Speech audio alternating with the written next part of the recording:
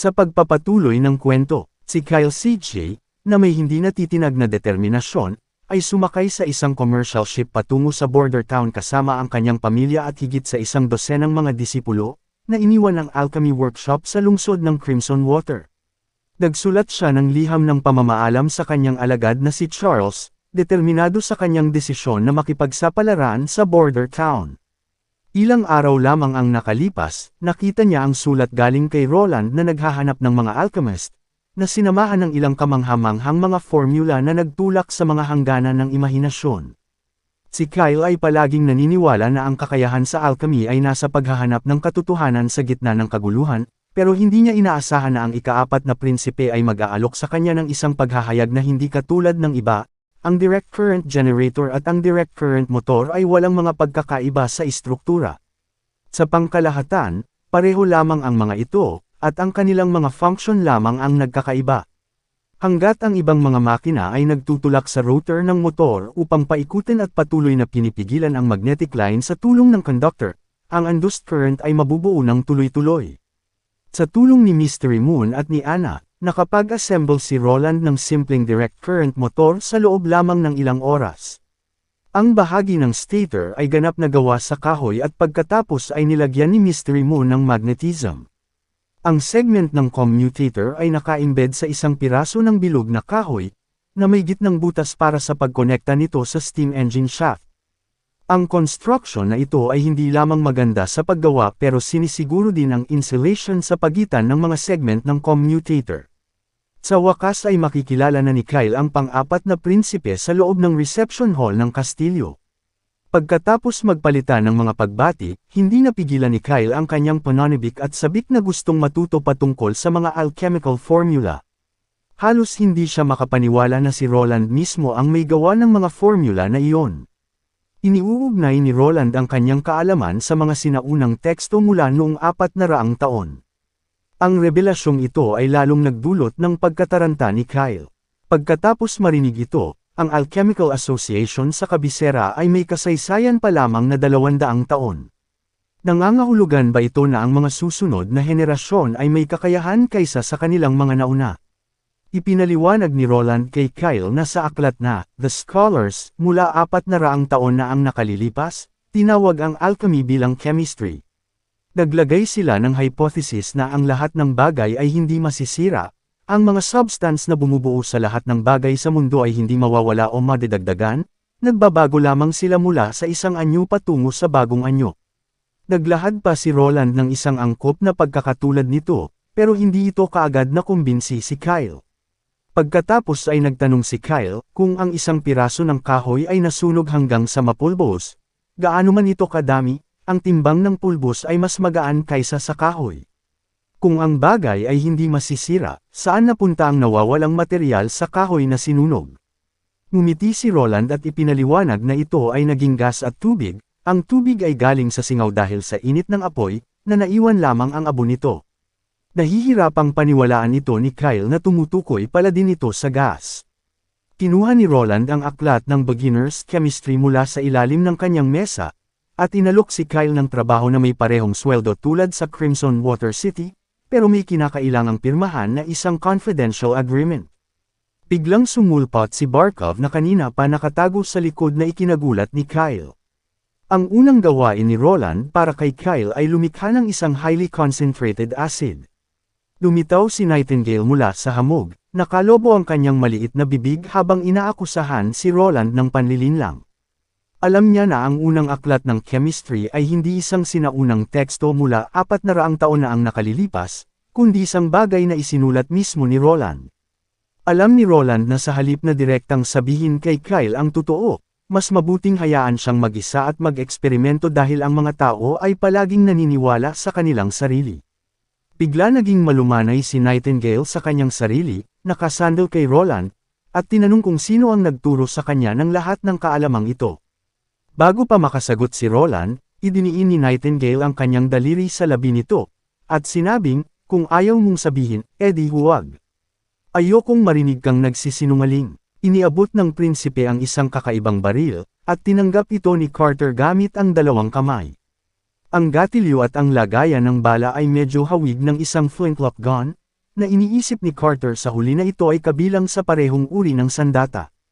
Hindi ito gaanong kalaki, ngunit nakakagulat na mabigat ito sa kanyang mga kamay, higit pa sa isang flintlock rifle. Ang nakatawag pansin sa kanya ay bukod sa kahoy na hawakan nito, ang buong baril ay gawa sa metal. Ang makinis na mga linya, anggulo, at mahusay na puting metal na kinang nito ay naglabas ng hindi maipaliwanag na kagandahan. Si Carter ay halos nabighani sa sandata. Mabilis niyang naisip na ang paggamit nito ay mas simple kaysa sa isang flintlock. Ang mga bala at pulbura ay pinagsama na, at ang kailangan lang niyang gawin ay mag-reload sa umiikot na cylinder sa gitna para magpaputok.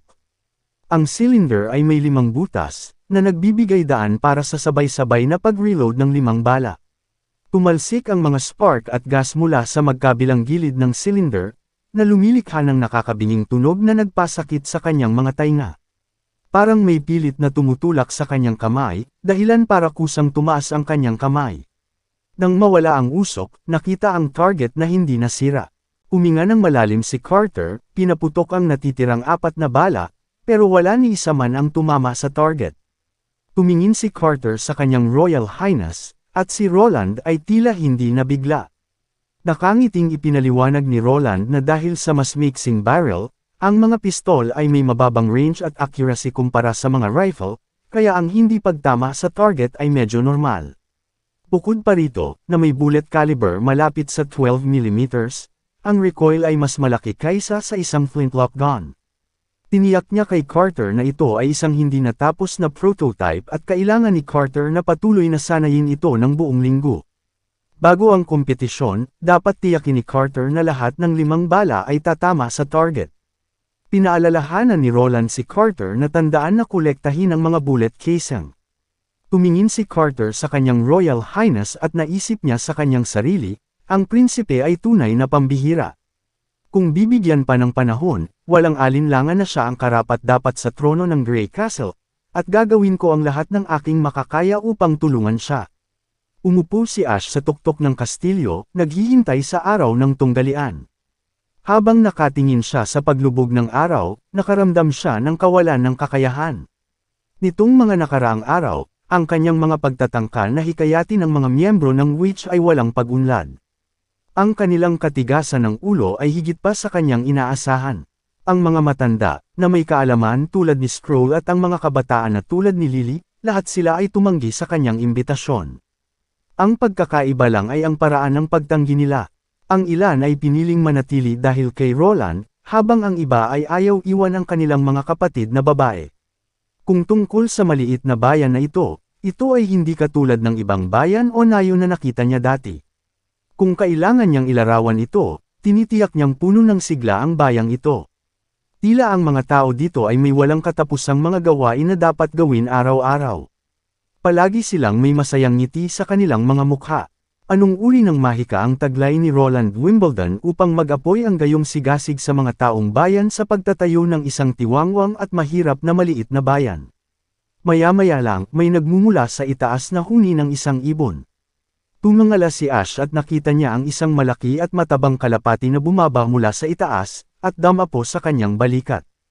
Hinaplos niya ang kalapati sa pisngi nito. Nagtanong si Ash kung si Tilly ang nagpadala sa kanya, at ang kalapati ay sumigaw ng 2 beses. Biglang ngumiti si Ash at nagkalat ng mga butil sa rooftop. Ang matabang kalapati ay tumalon sa mga kinalat na butil at tila may napagtanto, at tinusok-tusok ang ulo ni Ash, habang sinasabing, "Hindi ako isang ibon." Ang mga balahibo ng kalapati ay biglang nag-expand, na naglalabas ng makislap na puting liwanag mula sa pagitan ng mga pakpak. Pagkatapos ay may lumabas na ulo, at ang pina-expand na mga balahibo ay mabilis na nawawala, at binago ng isang malasutla na mahabang puting buhok. Kahit ilang beses na itong nasaksihan ni Ash, lagi siya ditong namamangha. Si Maisie, isang witch na may kakayahang mag-transform sa iba't ibang mga ibon, nakatangi-tangi sa bawat detalye maliban sa kanyang normal na laki. Sabik si Maisie na makilala ang mga bagong witch ngunit umiling si Ash at maikling ipinaliwanag ang sitwasyon. Sinabi niya kay Maisie na ayaw umalis ng mga witch dito. Naisip ni Maisie na dahil ito ay kapatid ni Tilly si Roland at pareho silang handang tumanggap ng mga witch, at ito ay nakakabuti. Gayunpaman, umiling si Ash at binanggit ang paparating na tunggalian sa loob ng ilang araw. Alam ni Ash na kahit manalo siya, hindi aalis ang mga witch dito, pero gusto pa rin niyang hikayatin sila. Nauunawaan ito ni Maisie at biglang may naalala siya na nakita niya ang isang grupo ng humigit kumulang 10 katao na nakasakay sa kabayo, nabitbit ang mga banner ng simbahan nang lumipad siya sa isang kalapit na lungsod. Isang malamig na buntong hininga ni Ash at sinabing, bukod sa border town, sa palagay ko ay wala ng ibang lugar na malapit na kinakailangan ng simbahan na magpadala ng ilang mga mersenaryo. Ang kanilang mga ilong talaga ay kasing sensitibo ng mga aso. Gayunpaman, kailangan ko munang talunin ng malinis ang kanilang kabalyero, at pagkatapos ay sasabihin ko sa kanila ang balita ng pagdating ng simbahan dito. Sa oras na iyon, malalaman ni Roland Wimbledon kung gaano siya kamali. Sa itaas ng border town, lumilipad ng mabilis si Lightning sa kalangitan habang may suot na pares ng wind goggles na ginawa ni Roland para sa kanya. Tinitiyak nito na kahit gaano pa siya kabilis lumipad, hindi madudurog ng hangin ang kanyang mga mata. Naalala ni Lightning ang komento ni Roland tungkol sa pagkakahawig niya kay Ezreal, bagamat wala siyang ideya kung sino si Ezreal. Biglang may dumaan na puting bagay sa gilid ng mata niya. Nilingon niya ito at nakita ang isang kalapati na mataba at maikli ang mga pakpak na lumilipad sa kalangitan. Ang mga kalapati ay hindi pangkaraniwang mga ibon, ngunit ang isang ito ay naiiba. Ito ay isang kamangha-manghang mataba na barbecue pigeon. Walang pag-aalinlangan, nagpalit ng direksyon si Lightning at sumugod patungo sa kalapati. Mabilis na napansin ng kalapati ang hindi inaasahang humahabol sa kanya, tila sinusubukang niyang tumakas sa malapit na kagubatan upang lituhin ang walang humpay na humahabol sa kanya. Naghabulan sila sa kakahuyan at mabilis na nakatawid sa isang malawak na paligid. Nakita ni Lightning ang pagkakataong ito, binus niya ang kanyang bilis sa paglipad sa limitasyon, at sa isang iglap, sinunggaban niya ang kalapati, at niyakap ito sa lupa. Nagpupumiglas ang kalapati ngunit hindi makawala sa pagkakahawak ni Lightning. Pumunot si Lightning ng maliit na kutsilyo mula sa kanyang baywang, handa nang tapusin ang kanyang merienda, ngunit ilang sandali ay hindi inaasahang nagsalita ang kalapati. Huwag, tulungan mo ako, ang pagpupumilit na sinabi nito. Nag-expand ang kalapati at naging isang tao. Sa gulat, muntik nang malaglag ni Lightning ang kanyang kutsilyo sa takot, gayunpaman, mabilis na natauhan si Lightning. Ikaw ay isang witch, tanong niya. Paulit-ulit na tumanggaw si Maisie na nagpapatunay na isa siyang witch. Tinulungan ni Lightning si Maisie na makatayo, at nagpakilala sila sa isa't isa. Habang nasa daan ay itinuro ni Maisie ang pendant na nakasabit sa leeg ni Lightning. Ito ay isang track and rune na ginagamit para sa mga layunin ng paghahanap. Bahagyang naiinis si Maisie dahil pinag-iisipan ni Lightning na kainin siya, gayunpaman, mabilis na ipinaliwanag ni Maisie na ang mga witch lamang ang maaaring gumamit ng track and rune, at nangangailangan ito ng katugmang magic stone upang matukoy ang isang partikular na lokasyon. Ang pendant ni Lightning ay bigay sa kanya ng kanyang ama noong bata pa siya. Sa loob ng ilang minuto, tila naging matalik na magkaibigan sina Lightning at Maisie. Lumipad sila patungo sa Mystery Forest, ng alap ng mga kabute at lumilipad sa itaas ng kastilyo. Sa gabi, sabay silang nag-aaral. Sa paglipas ng mga araw, papalapit na ang araw ng tunggalian. Ang armas ay ini-improve pa rin, at ipinagpapatuloy ni Carter ang kanyang pagsasanay. Siya ay naging pamilyar na sa handgun at ngayon ay nagawang tamaan ang target ng tuloy-tuloy. Sa bisperas ng tunggalian, habang dumidilim ang kalangitan, sa huli ay hinintay ni Ash si Maisie na bumalik sa kanyang silid. Abala si Ash sa paglilinis ng kanyang malaking espada, at nagtanong siya kay Maisie kung bakit siya umuuwi ng 10 oras na nitong mga nakaraang araw. Nag-transform si Maisie sa anyong tao at inilabas ang isang inihaw na karne mula sa kanyang bulsa. Ang silid ay agad na napuno ng mabangong aroma nito. Isa itong ibon na hinuli nila ni Lightning, at gusto ni Maisie na ibahagi rin ito kay Ash. Napailing si Ash at nagulat nang malaman na nasiyahan din si Maisie sa pagkain ng mga ibon. Nagtanong si Maisie kung kailangan niya ba talaga ang tunggalian. Alam niya na ang mga witch dito ay hinding-hindi aalis, at ang border town ay komportable na, kahit siya mismo ay gustong manatili dito. Ang prinsipe ay kumakain kasama ang mga witch, nagtatawanan at nagbibiroan, at ang mga tao sa bayan ay walang diskriminasyon laban sa mga witch. Dagdag pa, ang mga witch dito ay nakikipaglaro sa kanya ng Gwent cards at gusto lagi siyang kasama. Karamihan sa mga kapwa nila witch ay nabubuhay sa takot at kawalan ng katiyakan, at isang matatag at komportableng tirahan ang tanging hinahanap nila. Halimbawa na lamang kay Maisie. Bago siya tinanggap ni Tilly, siya ay nagtatago sa isang kubo na gawa sa pawid sa mga sirang bahay ng kabiserang lungsod, na nakakulot sa makitid na kahoy sa bubong na parang isang tunay na ibon, na ginugugol ang bawat gabi sa takot. Nagpasya si Tilly na maglakbay sa silangan at tumawid sa karagatan, at walang pahinga na naglakbay kasama si Maisie, na naabutan ang mga nakatagong witch na nakakalat sa ibang lupain. Dahil sa walang anumang pahinga, malamang na hindi pa naranasan ni Maisie ang ganito kapayapa at tahimik na buhay, at ito'y iniisip ni Ash sa kanyang sarili. Walang masabi si Ash sa kanyang kaisipan, natatakot siya, at walang paraan upang umalis siya sa tabi ni Tilly. Nagtapat siya kay Maisie, at inihayag na ang lugar na ito ay palaging nasa ilalim ng nagbabantang-banta ng simbahan, na hindi nila makakayanan ang galit ng God Punishment Army. Ang pagkasira ng border town ay halos nalalapit na. Paano kung hindi nila makakayanan ang kalaban? At bumantong hininga na lamang si Maisie. Sana hindi mangyari, kaya naman tutulungan ko silang patunayan na mali sila, mataimtim na sinabi ni Ash.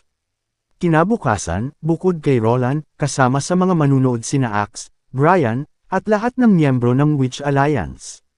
Bilang karagdagan, mayroong isang matabang kalapati na damapo sa ulo ni Roland. Si Carter ay hindi nakasuot ng kanyang karaniwang knight armor ngunit sa halip ay nagsuot ng fitted leather jacket para sa mabilis na paggalaw. Mayroon siyang espesyal na nakakustomize na holster ng baril sa kanyang baywang na may revolver na nakasuksok sa bawat gilid. May nakasabit din na maikling kutsilyo sa kanyang ibabang likod. Sa kapangyarihan ni Echo, ginaya niya ang boses ni Roland at pinalakas ang kanyang boses, na nagsasabing, simple lang ang mga patakaran ng paligsahan, walang mga magpapatama sa ulo, at pwedeng kayong sumuko hanggat hindi kayo mamamatay sa laban. Ang kakayahan ni Noah sa pagpapagaling ay mabilis na makapagpapagaling sa inyo. Meron pa bang mga katanungan?